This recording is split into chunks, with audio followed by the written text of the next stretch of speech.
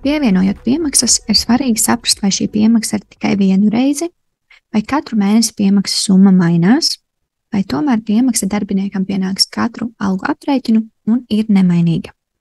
Ja ir šis variants, ka darbiniekam piemaksa pienāks katru mēnesi un tā summa nemainās, dodies uz darba līgumiem, atver konkrēto darba līgumu un vērtības sadaļā zem algu komponentes izvēlēs regulāru piemaksu, ko norādīt līgumā.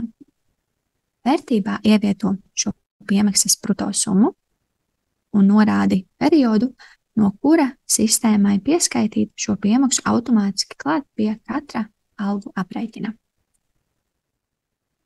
Ja nu tomēr šī piemaksa nav katru mēnesi, vai ir ļoti mainīga piemaksas bruto summa, tad dodies uz piemaksām un spied plusiņu, lai izveidotu jaunu ierakstu. Norādi periodu, jeb sākuma datumu, beigu datumu, pie kura algas aprēķina pieskaitīt piemaksu. Līguma kolonnā norādi darbinieka līgumu, kuram pienākas piemaksa. Sistēma automātiski ievietos komponenti piemaksas citi gadījumi. Datumā vari norādīt to, par kuru dienu tieši darbinieks ir pelnījis šo piemaksu.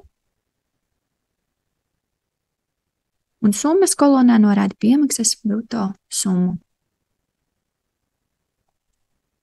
Ja ir vairāki darbinieki, kuriem šajā periodā ir jāpiemēro piemaksa, tad droši tos norādi rindiņā. Kad visa informācija ir savadīta, tad atzīmē ķeksīti apstiprināts un saglabā ierakstu.